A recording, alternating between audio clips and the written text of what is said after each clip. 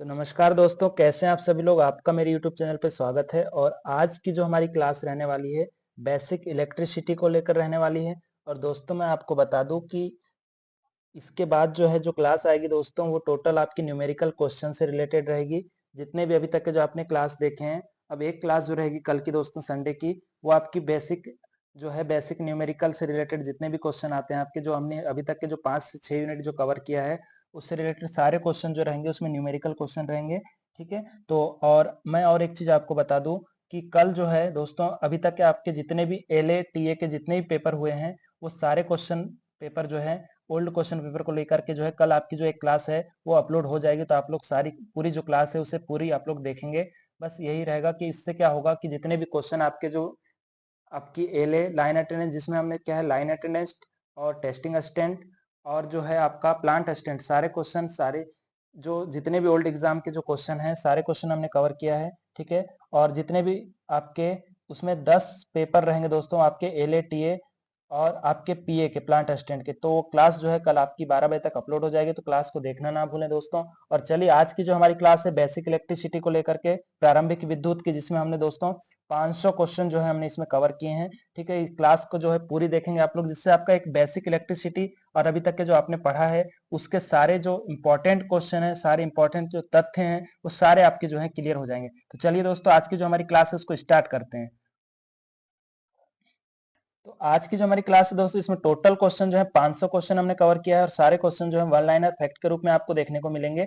और बहुत ज्यादा इंपॉर्टेंट क्वेश्चन रहने वाले हैं, जो इसको हम जो है थोड़ा स्पीड से जो है समझने की कोशिश करेंगे। ठीक है। तो पहला क्वेश्चन है, आवेशित यदि आवेशित समांतर प्लेट की परस्पर जो है आपका, यदि आवेशित समांतर प्लेट संधारित्र की प्लेटों को यदि परस्पर निकट लाया जाता है दोस्तों, ये आपका जैसे कि आपका अगर एक कैपेसिटर है और उसमें दो प्लेटें हैं, उसको अगर हम पास में लेके आते हैं, इन दोनों प्लेटों को अगर हम पास में लेके आते हैं तो उस पे विभवांतर में क्या प्रभाव पड़ेगा। तो दोस्तों जैसे ही प्लेटों को अगर हम पास में लेके आते हैं तो विभवांतर का जो मान है वो आपका बढ़ जाएगा। ठीक है। अगला क्वेश्चन देखते हैं, किसी आवेशित संधारित्र पर परिणामी आवेश कितना होता है। दोस्तों जो कोई आपका जो आवेशित संधारित्र है तो उसमें जो परिणामी आवेश है वो आपका कितना होगा, तो शून्य होगा, याद रखिएगा। अगला क्वेश्चन है, एक आवेशित एक आवेशित संधारित्र एवं विद्युत सेल में मूल अंतर क्या होता है। दोस्तों याद रखिएगा, जो सेल के द्वारा जो ली गई धारा रहती है ना, वो नियत रहती है, और संधारित्र जो है उसमें धारिता जो आपका जो धारा है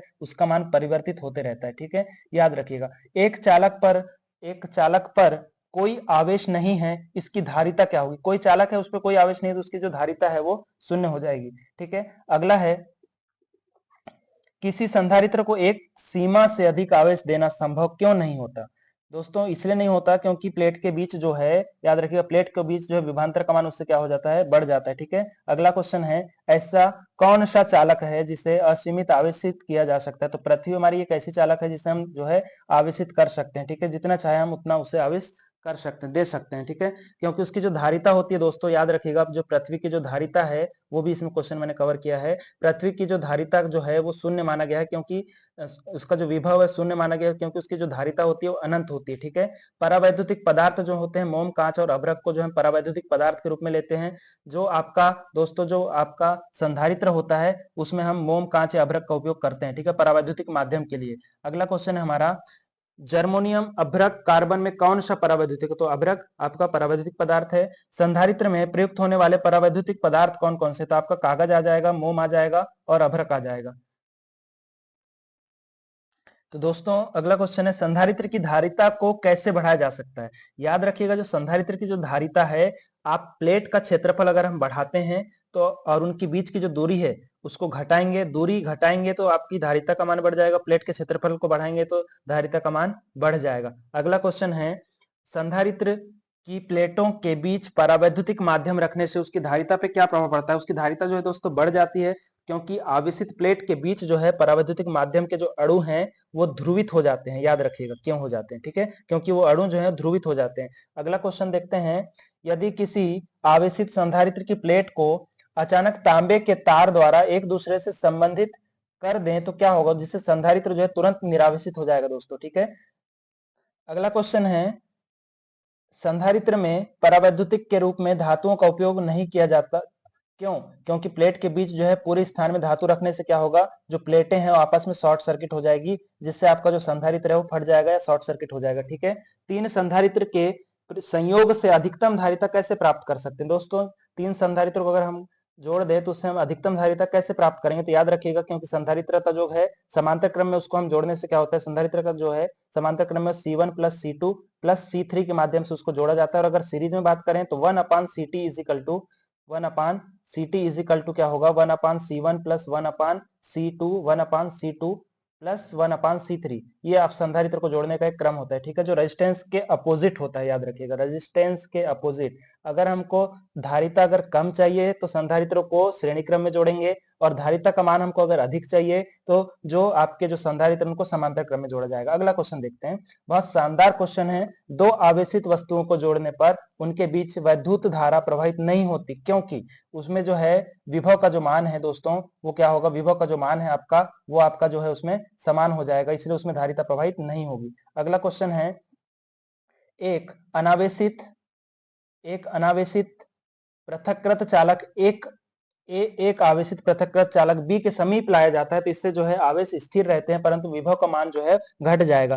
क्या आवेशित चालक की ऊर्जा ऋणात्मक हो सकती है? नहीं दोस्तों, आवेशित जो चालक की ऊर्जा है वो कभी भी ऋणात्मक नहीं होती। अगला क्वेश्चन है कि एक समांतर प्लेट वायु संधारित्र एक बैटरी से जुड़ा है, प्लेट के बीच पूरे स्थान को एक परावैद्युतिक माध्यम से अगर भर दिया जाए तो परिणामतः बढ़ जाते हैं, तो इससे जो है आपका आवेश और धारिता का मान जो है बढ़ जाएगा। ठीक है, अगला क्वेश्चन देखते हैं।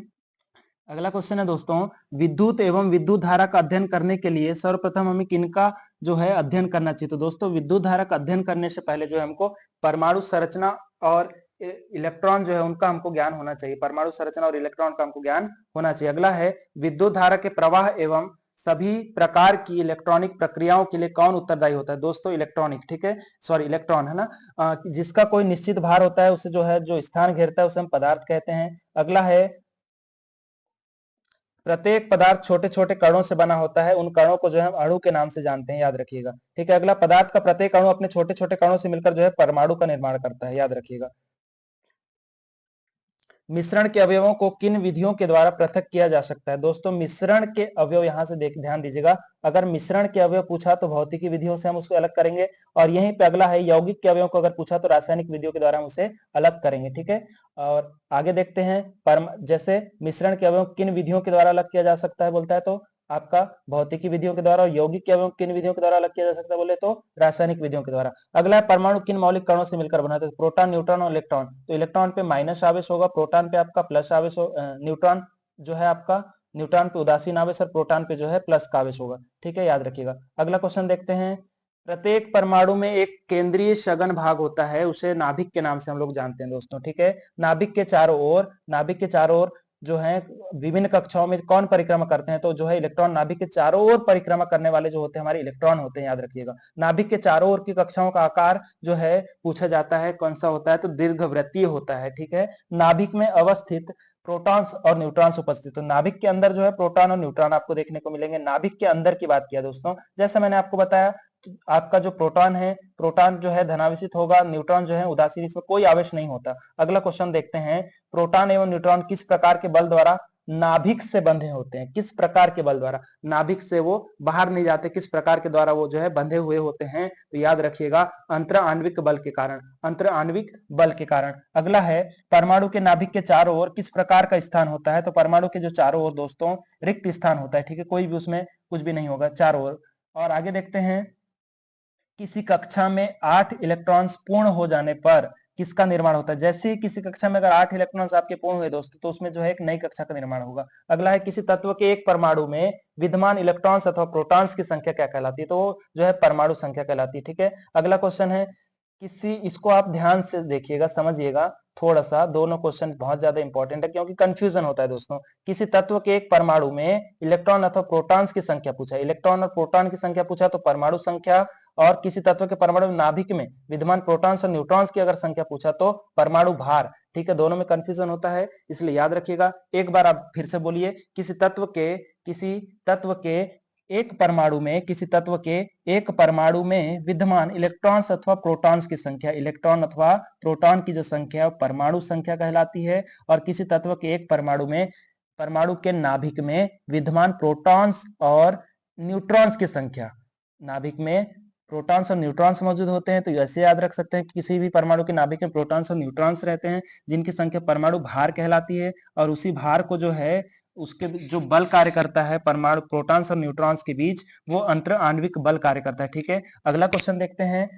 किसी तत्व के परमाणु की अंतिम कक्षा में उपस्थित इलेक्ट्रॉन कहलाते हैं। तो किसी कक्षा जो है, किसी तत्व के परमाणु की जो अंतिम कक्षा होती है उसके जो उस कक्षा में जो उपस्थित इलेक्ट्रॉन्स हैं वो आपके जो हैं संयोजी इलेक्ट्रॉन्स आपके कहलाते हैं, याद रखिएगा। अगला क्वेश्चन है, आवेश युक्त परमाणु या परमाणुओं के समूह को जो है हम आयन के नाम से जानते हैं। किसी परमाणु में निर्धारित, अगला क्वेश्चन है, किसी परमाणु में निर्धारित संख्या की अपेक्षा इलेक्ट्रॉनों की संख्या कम हो जाती है, उसे हम जो है धन आयन के रूप में हम जानते हैं। ठीक है, अगला क्वेश्चन है,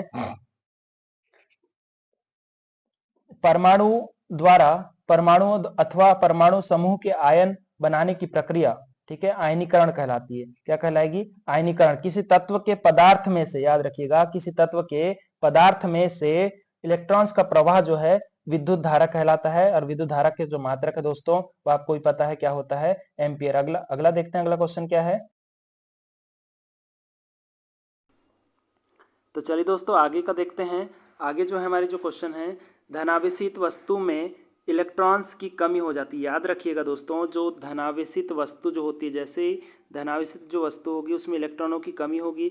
और अगर, याद रखिएगा, धनावेशित अगर बोलता है तो इलेक्ट्रॉनों की कमी होगी। और अगर ऋणावेशित वस्तु बोला जाता है तो उसमें इलेक्ट्रॉनों की अधिकता होगी। ठीक है, दो समरूप धातुओं के गोलों को क्रमशः प्लस क्यू तथा आवेश प्लस क्यू तथा माइनस क्यू आवेश दिए गए हैं तो याद रखिएगा जो धनावेशित गोले का जो द्रव्यमान है वो ऋणावेशित से कम होगा। ठीक है,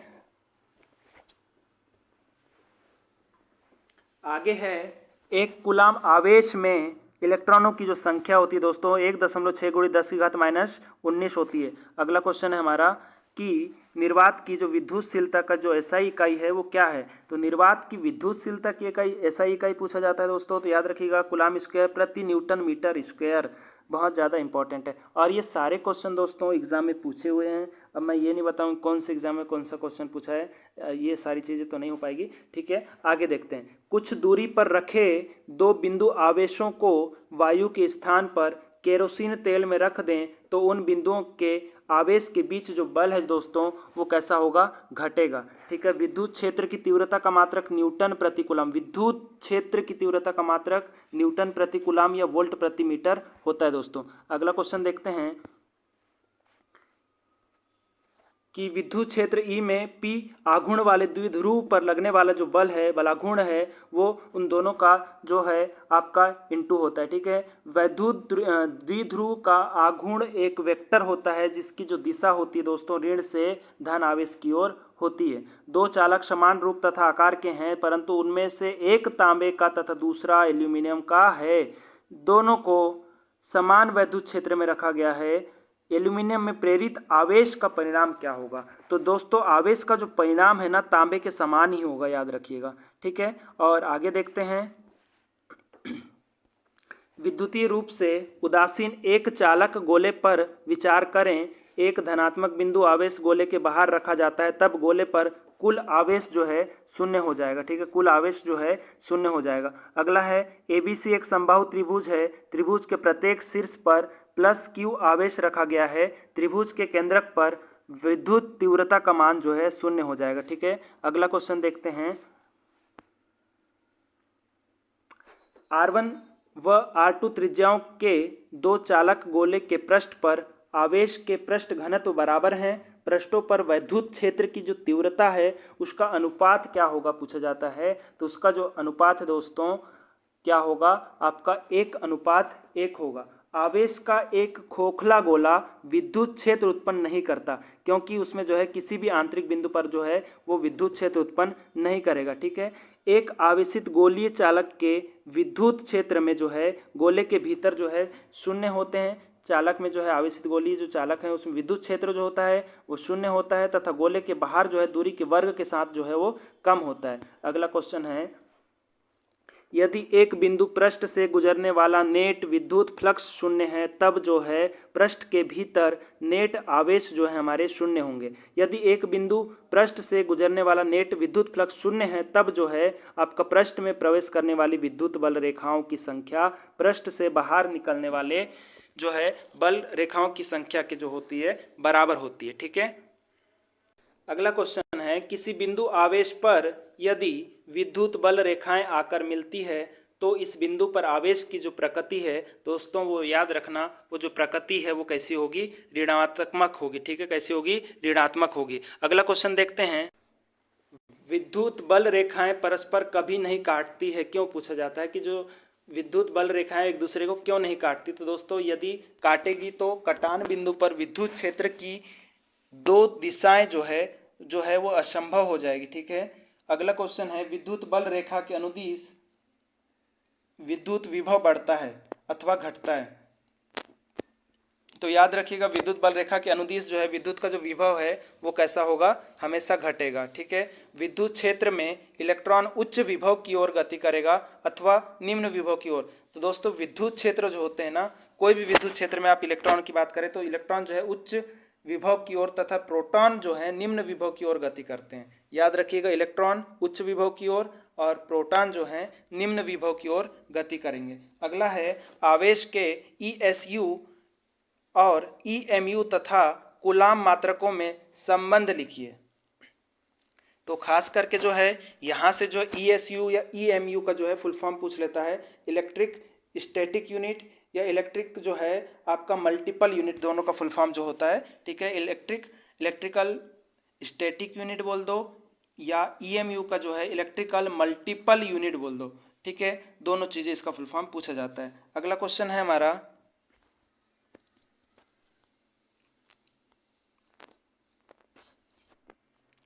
दो आवेशित कणों के बीच की दूरी आधी करने पर उनके बीच बल पर क्या प्रभाव पड़ेगा। दोस्तों दो आवेशित कण हैं, उनके बीच की दूरी को अगर हम आधी कर दें तो बल जो है 4 गुना कम हो जाएगा, क्योंकि जो है आपका आवेश का जो फार्मूला होता है हमारा d² के अपोजिट में होता है, इसलिए जो है 4 गुना कम हो जाएगा। अगला क्वेश्चन, कोई आवेशित कण एक समान विद्युत क्षेत्र में क्षेत्र के लंबवत प्रवेश करता है, कण का पथ जो है क्या होगा। कण का जो पथ है दोस्तों वो याद रखना परवलयाकार होगा। ठीक है, और एक फार्मूला दिया हुआ है आवेश का, E=1/4 पाई ER2/Q/2Q। ठीक है, द्वारा E का मात्रक होगा। तो E जो है ना दोस्तों यहाँ पे जो आप लोग देख रहे होंगे, ये जो प्रदर्शित करता है विद्युतशीलता को प्रदर्शित करता है। काय को करेगा, विद्युतशीलता को। तो विद्युतशीलता का जो ऐसा ही मात्रक होता है वो कूलाम स्क्वायर प्रति न्यूटन मीटर स्क्वायर होगा। ठीक है। अगला क्वेश्चन है हमारा, एक कूलाम धन आवेश एक दूसरे से 1 मीटर की दूरी पर स्थित हैं, उनके ठीक मध्य में परिणामी विद्युत क्षेत्र का मान क्या होगा। तो परिणामी विद्युत क्षेत्र का मान अगर पूछा जाता है कि एक कूलाम धन आवेश एक दूसरे से 1 मीटर की दूरी पर स्थित हैं, तो याद रखिएगा उनके बीच में जो परिणामी क्षेत्र है, परिणामी विद्युत क्षेत्र, उसका भी मान आपका 0 हो जाएगा। विद्युत फ्लक्स तथा विद्युत क्षेत्र में संबंध है, आप देख लीजिएगा फार्मूला। स्थिर विद्युतिक में गॉस प्रमेय का गणितीय फार्मूला भी है, आप लोग जल्दी से देख लीजिएगा। आगे बढ़ते हैं, बिंदु आवेश तथा रेखीय आवेश के कारण विद्युत क्षेत्र दूरी के साथ कैसे परिवर्तित होता है। तो दोस्तों जैसे ही मैंने आपको बोला, इसको आप R² बोल दो या इसी को आप क्या बोल दो, d² बोल दो। ठीक है, दूरी के साथ क्या होगा, स्क्वायर के रूप में आपका जो है वो या तो आवेश आपके बढ़ेंगे या आवेश का मान जो है वो कम होगा, पर कैसे होगा, वो स्क्वायर के रूप में होगा। जैसे अगर आपको 2 गुना आवेश अगर पूछा जाता है कि 2 गुना आवेश का मान अगर बढ़ता है तो जो दूरी है उनकी वो जो है 4 गुना आपकी कम हो जाएगी। ठीक है। अगला क्वेश्चन है हमारा, विद्युत विभव का विमेय सूत्र पूछा है, आप लोग देख लीजिएगा। किसी चालक को पृथ्वी से संबंधित करने पर उसका विभव 0 हो जाता है। इसलिए 0 हो जाता है दोस्तों, कोई भी चालक जो आप उसको पृथ्वी से अगर संबंधित करोगे तो विभव, पृथ्वी का जो विभव का जो मान होता है ना वो 0 होता है। ठीक है, और उसकी जो धारिता होती है वो अनंत होती है, याद रखिएगा। अगला क्वेश्चन है, बंद पथ की सीमा के अनुदिश विद्युत क्षेत्र का रेखीय समाकलन होता है। तो विद्युत क्षेत्र का जो रेखीय समाकलन है दोस्तों वो शून्य होता है, याद रखना। विभव प्रवणता की विमीय सूत्र होती है, जो विमीय सूत्र होता है दोस्तों देख लीजिएगा विमीय सूत्र। आगे देखते हैं, क्या दो सम विभव पृष्ठ आपस में कट सकते हैं? बिल्कुल नहीं कट सकते। अगला है, किसी सम विभव पृष्ठ के दो बिंदुओं के बीच 500 माइक्रोफैराड आवेश को गति कराने पर कितना कार्य होगा? तो शून्य कार्य होगा, ठीक है। सम विभव दोस्तों जब विभव का जो मान समान होगा ना तो याद रखना उसके बीच कोई कार्य नहीं होगा और ना ही ऊर्जा प्रवाहित होगी, ठीक है। अगला क्वेश्चन है, एक प्रोटॉन को दूसरे प्रोटॉन की ओर लाने पर निकाय की विद्युत स्थितिज ऊर्जा में क्या परिवर्तन होता है? दोस्तों एक प्रोटॉन को जब दूसरे प्रोटॉन की ओर लाते हैं तो उसकी जो निकाय विद्युतिक जो स्थितिज ऊर्जा है वो याद रखिएगा, वो जो विद्युतिक ऊर्जा जो है स्थितिज ऊर्जा वो बढ़ती है। अगला है, एक आवेशित क्षण के निकट एक अनावेशित धातु की क्षण रखने पर प्रथम क्षण के विभव पर क्या प्रभाव पड़ेगा? तो विभव का जो मान है दोस्तों वो घट जाएगा आपका, ठीक है, विभव का मान घट जाएगा। अगला क्वेश्चन देखते हैं। उससे पहले मैं आपको बता दूं दोस्तों, मैं क्वेश्चन इसलिए थोड़ा जल्दी जल्दी कवर कर रहा हूँ ताकि आप लोगों का समय बचे, क्योंकि दोस्तों समय जो है ना बहुत ज़्यादा कीमती है। अभी जो है वैकेंसी अगर तुरंत अगर डल जाएगी तो हम बहुत दिक्कत में आ सकते हैं। इसलिए दोस्तों हम का मतलब कि वैकेंसी को अब कम से कम नवंबर तक के आएगी, तो एग्ज़ाम आपने देखे होंगे कि 3 से 4 महीने के अंदर एग्ज़ाम लेने का है, मतलब आपका 3 से 4 महीने के अंदर भर्ती लेने का है। भर्ती प्रक्रिया 3 से 4 महीने के अंदर पूरी हो जाएगी। तो दोस्तों ये आप ये समझ के चलिए कि एग्ज़ाम जो है हमारी नवंबर के या फॉर्म जो है नवंबर में आपको देखने को मिल जाएंगे। और मुझे बहुत सारे लोग कमेंट करते हैं दोस्तों कि वैकेंसी नहीं आ रही है, नहीं आ रही है। अच्छी बात है दोस्तों, जिसको ऐसा लगता है वैकेंसी नहीं आ रही है तो आप लोग बिल्कुल पढ़ाई मत करो, मैं नहीं बोलूँगा कि आप लोग पढ़ाई करो। हाँ, जिसको अगर विश्वास है वैकेंसी आने वाली है, जो अपडेटेड है, मैं सारी अपडेट आपको यूट्यूब में दे रहा हूँ। और अगर आप लोगों ने चैनल को सब्सक्राइब नहीं किया तो चैनल को आप सब्सक्राइब कर लीजिए।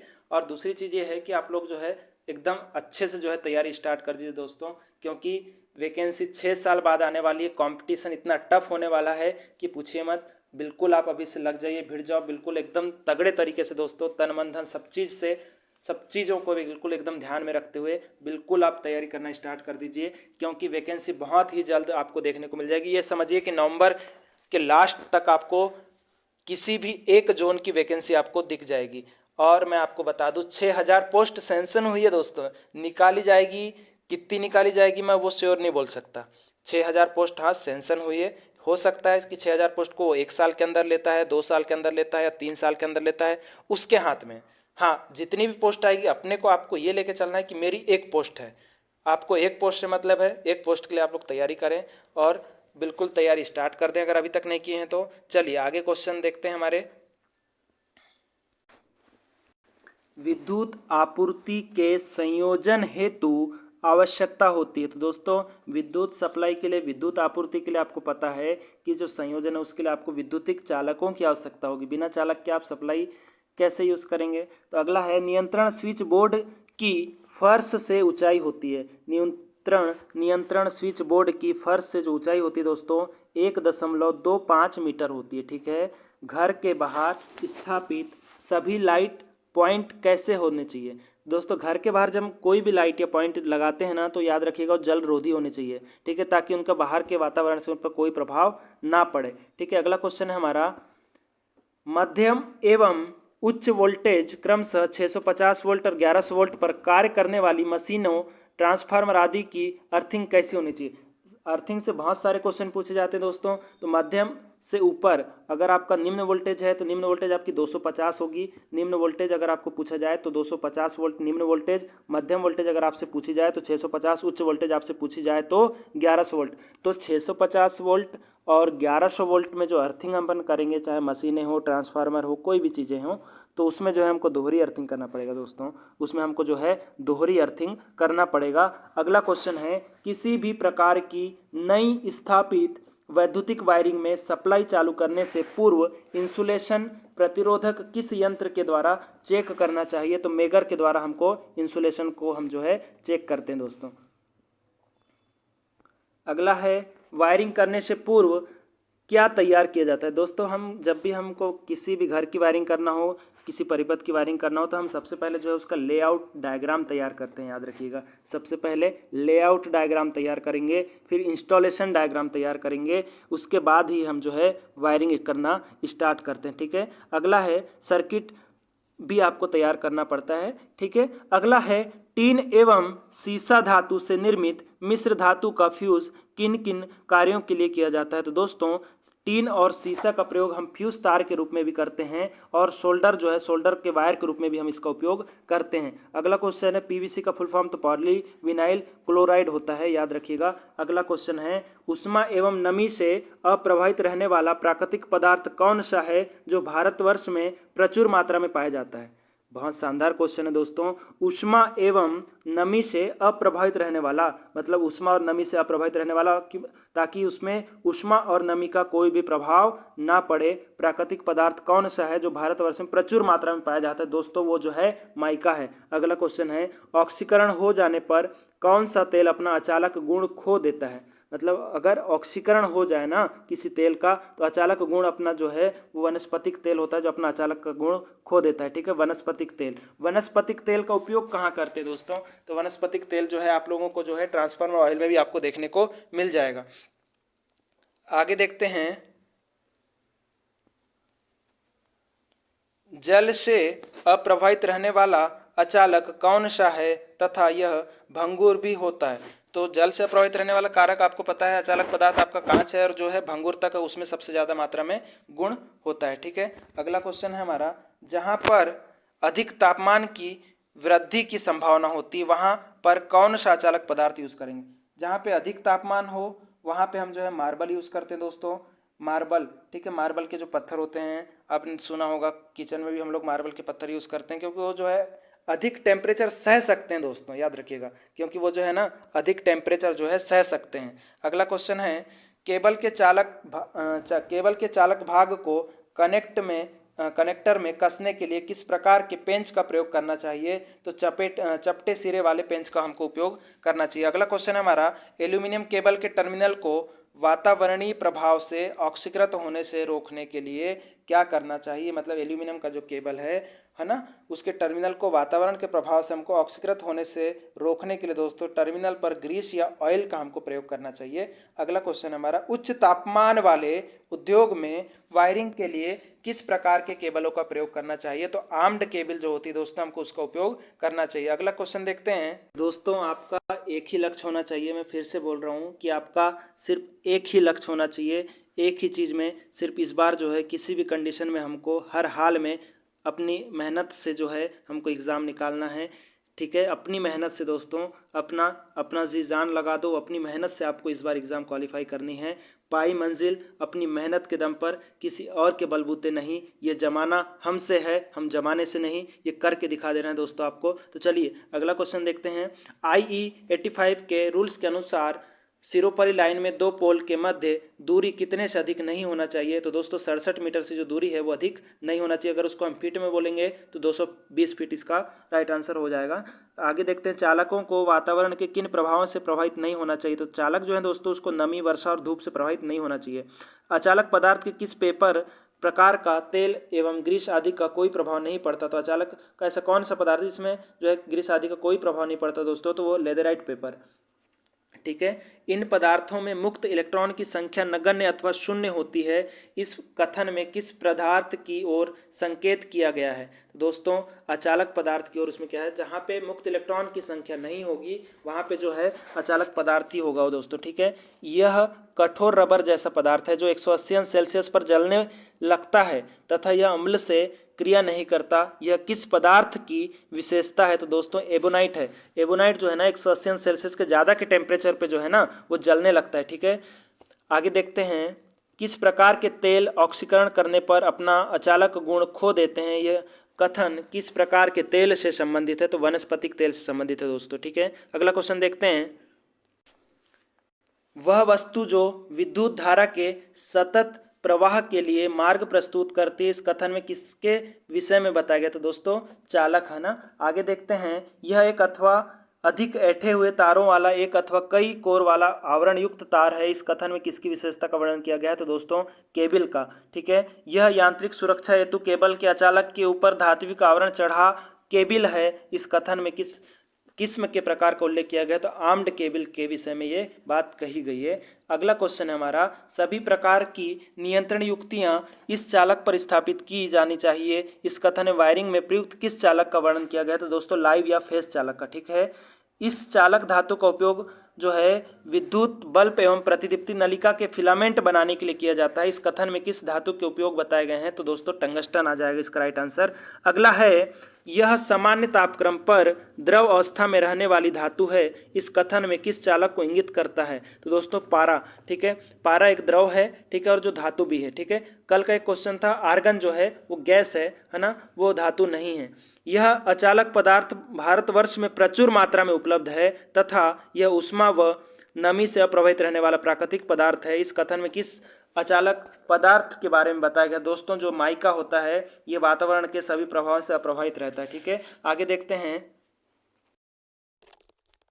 तो चलिए दोस्तों अगला क्वेश्चन है हमारा, विद्युत कार्य के लिए उसके हाथ पांव किन्हें कहा जाता है? तो दोस्तों विद्युत कार्य के लिए जो उनके हाथ पांव हैं उन्हें औजारों को उनके हाथ पांव कहा जाता है विद्युत कार्य के लिए, याद रखिएगा। अगला क्वेश्चन है हमारा, प्रशिक्षणार्थी कारीगर को औजार संबंधित किस प्रकार का ज्ञान होना चाहिए? तो औजारों का उपयोग एवं अनुरक्षण संबंधित उनको उसका ज्ञान होना चाहिए। विद्युत कार्य की टूल किट किस प्रकार की होती है? दोस्तों विद्युत कार्य की जो टूल किट होती है ना वो सचल टूल किट होती है, याद रखिएगा। पेचकस का प्रयोग किस लिए किया जाता है? दोस्तों पेचकस का जो हमारा प्रयोग है विभिन्न प्रकार के पेंचों को कसने तथा खोलने के लिए हम इसका उपयोग करते हैं। फेस टेस्टर का प्रयोग किस लिए किया जाता है? दोस्तों फेस टेस्टर का जो उपयोग है फेस की उपस्थिति तथा पहचान करने के लिए किया जाता है। फेस टेस्टर कितने वोल्ट तक कार्य कर सकता है? दोस्तों 500 वोल्ट तक के। पोकर की टिप कैसी होती है? दोस्तों नुकीली होती है। थोड़ा सा जल्दी करेंगे दोस्तों। ठीक है, विद्युत कार्य के लिए किस प्रकार का कॉम्बिनेशन प्लायर उपयुक्त होता है? तो दोस्तों विद्युत कार्य के लिए जो है 20 सेंटीमीटर लंबाई एवं इंसुलेटेड दस्तावेज वाला जो है आपका इंसुलेटेड दस्ते वाला जो है आपका औजार उपयुक्त होता है। ठीक है, इलेक्ट्रिशियन चाकू में कितने ब्लेड होती है? तो 2 ब्लेड होती है दोस्तों इलेक्ट्रिशियन नाइफ में, याद रखिएगा। विद्युत कार्य के लिए किस प्रकार का हथौड़ा उपयुक्त होता है? तो बॉल पिन हथौड़ा हम उपयोग करते हैं दोस्तों। इलेक्ट्रिकल वाले हैं अपन, इलेक्ट्रिकल वाले हमेशा बॉल पिन हथौड़ा ही यूज करेंगे। रावल प्लग को ठोकने से पूर्व कुछ घंटे के लिए जल में भिगोकर क्यों रखा जाता है? तो दोस्तों जिससे रावल प्लग का जो पेंच है को आसानी से सरलता से वो जकड़ सके। छेनी कितने प्रकार की होती है? दोस्तों छेनी 2 प्रकार की होती है, एक आपकी कोल्ड और एक हॉट। ठीक है, अगला क्वेश्चन हमारा, विद्युत कार्य के लिए किस प्रकार की छेनी आवश्यक हो? तो दोस्तों विद्युत कार्य के लिए जो है विद्युत कार्य के लिए एक इलेक्ट्रिशियन के लिए थर्मल छेनी एवं कोल्ड छेनी का हम उपयोग करते हैं। ठीक है, अगला है, विद्युत कार्य के लिए किस प्रकार का फीता उपयोग करते हैं? तो फीता कितने लंबाई का होना चाहिए? तो दोस्तों 150 सेंटीमीटर का। अगला है, हैंड ड्रिल मशीन की क्षमता किस आधार पर व्यक्त की जाती है? दोस्तों हैंड ड्रिल जो मशीन है उसकी बीट के आधार पर उसकी क्षमता को हम देखते हैं, क्योंकि उसकी बीट के आधार पर अपन मांगते हैं दोस्तों। अगर अपने को जितने इंच का अपने को होल करना है उसकी बीट के अनुसार ही जो है उसकी क्षमता को हम आधार के अनुसार उसकी क्षमता के आधार पर उसकी माप होती है। हैंड ड्रिल मशीन का उपयोग किन में छिद्र करने के लिए करते हैं? दोस्तों हैंड ड्रिल मशीन जो है ना हमारी लकड़ी, सनमाइका, प्लास्टिक, ब्रास, एल्यूमिनियम, नर्म लोहे की चादरें एवं पुर्जों पर हम उसका उपयोग करते हैं छिद्र करने के लिए। अगला क्वेश्चन है, वैद्युतिक वायरिंग आदि में समकोण की परख करने के लिए किसका प्रयोग करना चाहिए? तो दोस्तों वैद्युतिक वायरिंग में समकोण की परख करने के लिए ट्राई स्क्वायर का हमको प्रयोग करना चाहिए। विद्युत कार्य के लिए किस आकार के स्पिनर्स उपयोग होते हैं? तो दोस्तों आप याद रखिएगा 3 mm से 25 mm तक के जबड़े वाले जो डबल एंडेड स्पिनर सेट हैं वो हम उपयोग करते हैं। काटे गए पाइप की नुकीले सिरों को चिकना करने के लिए क्या यूज करेंगे? दोस्तों हम उसके लिए जो है याद रखिएगा ट्रिमर का हम उपयोग करेंगे। अगला क्वेश्चन है हमारा, विद्युत कार्य के लिए किस आकार का जिमलेट उपयुक्त होता है? तो दोस्तों विद्युत कार्य के लिए 3, 6 तथा 10 mm के जो व्यास युक्त जिमलेट होते हैं हम इलेक्ट्रिकल वाले जो हैं उसी को यूज करते हैं। इलेक्ट्रिक ड्रिल मशीन का उपयोग किसमें छिद्र करने के लिए किया जाता है? दोस्तों जो इलेक्ट्रिक ड्रिल मशीन होती है ना, याद रखिएगा वैद्युतिक वायरिंग लकड़ी अथवा जो है धात्विक वस्तुओं में उसका उपयोग हम लोग करते हैं। इलेक्ट्रिक ड्रिल मशीन में ड्रिल बिट को कसने के लिए प्रयुक्त करते हैं, तो चक्की का जो है उसका उपयोग किया जाता है जिसको चक्की कहा जाता है दोस्तों। और एक क्वेश्चन मैंने आपको इससे पहले बताया था कि इलेक्ट्रिक ड्रिल मशीन की जो बीट है वो काय की बनाई जाती है? तो दोस्तों याद रखिएगा हाई स्पीड की बनाई जाती है, हाई कार्बन स्टील की, हाई स्पीड कार्बन की, सॉरी हाई स्पीड कार्बन की जो बनाई जाती है क्या आपकी ड्रिल मशीन की बीट। अगला क्वेश्चन है वायर गेज की परिधि पर किस नाप के खांचे कटे होते हैं, तो स्टैंडर्ड वायर गेज के जो है आपके खांचे जो है उसमें कटे होंगे। अगला है केबल जॉइंटिंग में जोड़ को गर्म करने तथा सोल्डर को पिघलाने के लिए किसका प्रयोग करते हैं, तो दोस्तों ब्लो लैंप का। विद्युत कार को वायरिंग करते समय सही वर्टिकल लाइन खींचने के लिए किस औजार का प्रयोग करना चाहिए, तो साहुल ब्लम बॉम्ब का प्रयोग करना चाहिए, जिसको इंग्लिश में ब्लम बॉम्ब बोला जाता है। रेती के दांते किसके द्वारा साफ करने चाहिए, तो दोस्तों रेती के जो दांते हैं वो वायर ब्रश के द्वारा हमको साफ करना चाहिए। फेस टेस्टर किस वोल्टेज पे अधिक पर प्रयोग नहीं करना चाहिए, तो 500 वोल्ट से अधिक पर प्रयोग नहीं करना चाहिए। स्निप एवं कैंची से किन्हें नहीं काटना चाहिए, तो दोस्तों धात्विक चादरों एवं तारों को स्निप से नहीं काटना चाहिए। ठीक है, स्निप एवं कैंची से, सॉरी कैंची स्निप से दोस्तों काट सकते हैं धात्विक चादरों को, है ना, काटना चाहिए। पूछा क्वेश्चन थोड़ा सा मिस है इसमें, याद रखिएगा किससे काटना चाहिए, तो इस जो आपका धात्विक चादरें हैं उसको स्निप से काटना चाहिए और जो कैंची है उससे तारों को हम काट सकते हैं। ठीक है, अगला क्वेश्चन है हमारा एडजस्टेबल स्पेनर पाइप रिच एवं पाइप कटर के साथ किसका प्रयोग नहीं करना चाहिए, तो दोस्तों हथौड़े का उपयोग उसमें नहीं करना चाहिए। ठीक है, एडजस्टेबल स्पेनर, पाइप रिंच और पाइप कटर। ठीक है, पाइप रिंच आपको पता है कसने के लिए, पाइप को कसने के लिए उपयोग करते हैं, पाइप को काटने के लिए पाइप कटर यूज करते हैं। Adjustable spanner set nut bolt को कसने और खोलने के लिए उपयोग किया जाता है। इलेक्ट्रिक ड्रिल मशीन को बिना प्लग टॉप लगाए मशीन को किससे नहीं जोड़ना चाहिए, तो विद्युत स्रोत से नहीं जोड़ना चाहिए डायरेक्ट। ठीक है, यह देखने में पेचकस जैसा है परंतु यह पेचकस नहीं है, इसके हैंडल पर एक नियॉन लैंप लगा रहता है। इस कथन को किस औजार की विशेषता बताई गई, तो दोस्तों फेस टेस्टर है। अगला क्वेश्चन है हमारा इसका उपयोग एल्यूमिनियम तथा तांबे के पतले तारों को काटने अथवा इसका इंसुलेशन छीलने तथा तारों के जोड़ों को ऐंठने के लिए किया जाता है। इस कथन में किस औजार का वर्णन किया गया, दोस्तों छेनी का। अगला क्वेश्चन है यदि 15, 20, 30 सेंटीमीटर लंबाई ब्लेड वाला होता है तो उसे गुनिया भी कहते हैं, किस कथन के बारे में कहा गया है, तो ट्राई स्क्वायर। ठीक है, यह धीमी गति से छिद्र करने वाला औजार है, इस कथन में किस औजार की बात कही गई, रैचिट ब्रेस। ठीक है, रैचिट ब्रेस। यह लकड़ी का बना हथौड़ा होता है, दिए गए कथन में किसके बारे में बात कही गई, दोस्तों मैलेट के बारे में बात कही गई है। धातु की चादरों को सीधा करने के लिए हम मैलेट का उपयोग करते हैं। किसी छिद्र में चूड़ियां काटने के लिए टैप को दक्षिणावर्त दिशा में घुमाने के बाद आधा चक्र वामावर्त दिशा में घुमाया जाता है, जिससे दोस्तों धातु के जो चिप्स हैं वो टूट जाएं। हथौड़े का वर्गीकरण निम्न आधार पर किया जाता है, दोस्तों हथौड़े का जो वर्गीकरण पिन के आकार एवं तौल के आधार पर किया जाता है। हेक्सा ब्लेड की लंबाई नापी जाती है, दोस्तों हेक्सा ब्लेड जो है उसकी जो लंबाई है याद रखिएगा दोनों पिन होल्स के केंद्र के बीच की दूरी से मापी जाती है। ठीक है, फाइल की लंबाई नापी जाती है, तो दोस्तों फाइल की जो लंबाई है पॉइंट से हिल तक की मापी जाती है। चीजल निर्माण में प्रयुक्त धातु है तो हाई कार्बन स्टील। उपयोग के पश्चात रेती तथा हेक्सा को ब्रश से साफ करके रखना चाहिए। बरसात के दिनों में औजारों को जंग से बचाने के लिए उन पर मोबिल ऑयल या ग्रीस का महीन लेप कर देना चाहिए। हेक्सा ब्लेड तथा कारपेंटर शॉप ब्लेड के दांतों की सेटिंग करने का मुख्य कारण दोस्तों कटिंग के समय घर्षण को कम करना है। ठीक है, स्पार्क प्लग आदि का एयर गैप नापने के लिए प्रयोग किया जाने वाला यंत्र जो है दोस्तों फीलर गेज, याद रखिएगा फीलर गेज। छोटे तार और केबल को जब वे टर्मिनल के बहुत समीप होते हैं काटने के लिए जिस टूल का उपयोग किया जाता है वह कहलाता है, तो आप याद रखिएगा तिरछा कट प्लायर। सर्किट से शुंडाकार शंख बर्मा के अपने निकालने के लिए आप कौन से औजार का उपयोग करेंगे, दोस्तों ड्रिफ्ट का यूज करते हैं। गुनिया के कई प्रयोग हैं, गुनिया से कौन सा काम नहीं किया जा सकता, दोस्तों पृष्ठ की सपाटता की जांच उससे नहीं की जा सकती गुनिया से। बस बार में प्रयोग की जाने वाली धातु कठोर खींचा तांबा। किसी केबल की धारा वहन क्षमता उसके चालक पर निर्भर करती है, दोस्तों उसका जो क्षेत्रफल होता है प्रच्छदीय क्षेत्रफल जिसको बोला जाता है उस पर निर्भर करती है। 7/20 केबल का अर्थ होता है दोस्तों 20 SWG के 7 कंडक्टर। अगला क्वेश्चन है कौन सा पदार्थ अचालक नहीं है, तो दोस्तों कार्बन जो है वो अचालक नहीं है, पर इसमें जो है आप याद रखिएगा टेम्परेचर बढ़ाने पे उसका प्रतिरोध जो है कार्बन का कम होता है। ठीक है, मध्यम वोल्टेज ग्रेड केबल की अधिकतम सहनीय वोल्टेज होती है 650 वोल्ट। बंद अति धारा बचाव द्वारा परिपथ के लिए केबल में आवश्यक धारा प्राप्त करने के लिए सामान्य धारा वहन क्षमता के रेटिंग के फैक्टर का गुणांक होना चाहिए दोस्तों 0.81। यद्यपि किसी विद्युत अधिष्ठापन का ICDP स्विच बंद अवस्था में है तो भी स्विच से संयोजित भार जो है सामान्य रूप से कार्य कर रहा है, तो दोस्तों स्विच में L व E के बीच जो है भूदोष होगा, अर्थिंग और लाइन के बीच में दोस्तों भूदोष माना जाएगा उसे। 3 पिन प्लग टॉप में अर्थिंग पिन को मोटा करने का कारण होता है दोस्तों अधिक क्षरण धारा को वहन करना। ठीक है, अगला क्वेश्चन है हमारा लघु रूप परिपथ वियोजक का प्रयोग आवश्यक है। दोस्तों लघु रूप परिपथ वियोजक जो है आपका, उसका प्रयोग भवन के प्रत्येक कक्ष की वायरिंग में करते हैं। ठीक है, मिनिएचर सर्किट ब्रेकर उसे हम कहा जाता है। ठीक है, ड्रिलिंग कटिंग आदि संक्रियाओं में कूलेंट का प्रयोग किया जाता है, क्योंकि कूलिंग टूल अथवा जॉब दोनों को ठंडा रखने के लिए, कूलिंग टूल को भी ठंडा रखने के लिए और जॉब जो है दोनों को ठंडा रखने के लिए हम जो है ड्रिलिंग कटिंग आदि संक्रियाओं में कूलेंट का उपयोग करते हैं।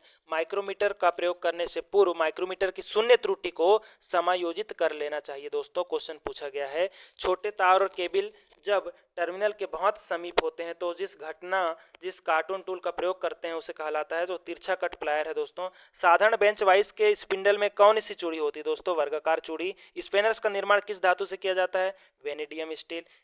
स्पेनर सेट बोला जाए दोस्तों तो वेनेडियम स्टील। मैंने आपको बताया कि जो आपका ड्रिल मशीन की जो बिट होती है हाई स्पीड कार्बन, ठीक है, सॉरी हाई स्पीड स्टील, ठीक है, और spanner set vanadium steel. Riveting संक्रियाओं में बाल पिन हथौड़े के अतिरिक्त अन्य कौन सा हथौड़ा प्रयोग किया जाता है? दोस्तों स्ट्रेट पिन हथौड़ा। सतह प्लेट का उपयोग किया जाता है तो दोस्तों मार्किंग के लिए। वर्नियर कैलिपर का अल्पतमांक पूछा जाए तो 0.02 mm इसका वर्नियर कैलिपर का अल्पतमांक होता है। और वही मैं माइक्रोमीटर बोलूँ तो 0.01 mm माइक्रोमीटर का अल्पतमांक होता है। वही मैं स्टील रूल की बात करूँ तो 0.05 mm ये गलत है, 0.5 mm आपका स्टील का रूल होता है जिसका अल्पतमांक होता है। ठीक है, फोल्डिंग रूल का अल्पतमांक पूछा है तो 1 mm। त्रिभुजाकार रेती की लंबाई पूछा है तो 150 mm। किसी अयस्क में से मिट्टी को पृथक करने हेतु अपनाई जाने वाली वाशिंग प्रक्रिया तो होती है वाशिंग कहलाती है। कास्ट खंडों में वर्गाकार आयताकार छिद्र बनाने के लिए प्रयुक्त छेनी मार्टिस छेनी होती है। रंधे के ब्लेड की धार को तेज करने के लिए आयन स्टोन का उपयोग करते हैं। कास्ट शिल्प बॉक की लंबाई जो होती है, कास्ट शिल्प बॉक की जो लंबाई होती है 120 सेंटीमीटर होती है। कास्ट शिल्प में प्रयुक्त किए जाने वाले प्रमुख पेंच जो हैं दोस्तों, काउंटर सैंक प्लेंट और हेड वुटन स्क्रू का उपयोग किया जाता है। माचिस की तिल्लियों में प्रयुक्त कास्ट जो है दोस्तों पॉपुलर है। लेफ्ट जोड़ का प्रयोग किया जाता है सीलिंग में। पैकिंग केस के निर्माण में सामान्यतः कौन से जोड़ का प्रयोग करेंगे तो डाउटेल जोड़ होता है, उसका उपयोग करते हैं। धात्विक चादरों से निर्मित पात्रों के किनारों को मजबूती द्वारा सुंदरता प्रदान करने के लिए मोड़ दिया जाता है, हैमिंग कहलाती है। ठीक है, धात्विक चादरों के किनारों को मोड़कर उसमें तार फंसाने की प्रक्रिया वायरिंग कहलाती है। चोट चिन्ह रहित हैमरिंग के लिए कौन से हथौड़े का प्रयोग किया जाना चाहिए तो मैलेट है। कीप बनाने के लिए कौन से स्टेक का उपयोग करना चाहिए तो फनल स्टेक कीप बनाने के लिए। नॉचिंग प्रक्रिया से अभिप्राय, नॉचिंग एक बार क्वेश्चन पूछा गया है। नॉचिंग जो है धात्विक चादर पात्र बनाने के लिए चद्दर के कोनों को वर्गाकार आयताकार त्रिभुजाकार आकृति देने के लिए जो है उसमें कटिंग करते हैं, उसी में उसका उपयोग किया जाता है। बेंच शेयरिंग मशीन का प्रयोग पूछा जाए तो 18 गेज तथा इससे मोटे धात्विक चादरों को काटने के लिए जो है हम बेंच शेयरिंग का जो है उपयोग करेंगे। तो दोस्तों आज की क्लास आपको कैसी लगी ये आपको कमेंट करके बताना है। दोस्तों क्लास जो है बनाने में बहुत समय लगता है, मेहनत बहुत लगती है। दोस्तों आप लोग जो लाइक सब्सक्राइब चैनल को जरूर कर लीजिएगा। धन्यवाद।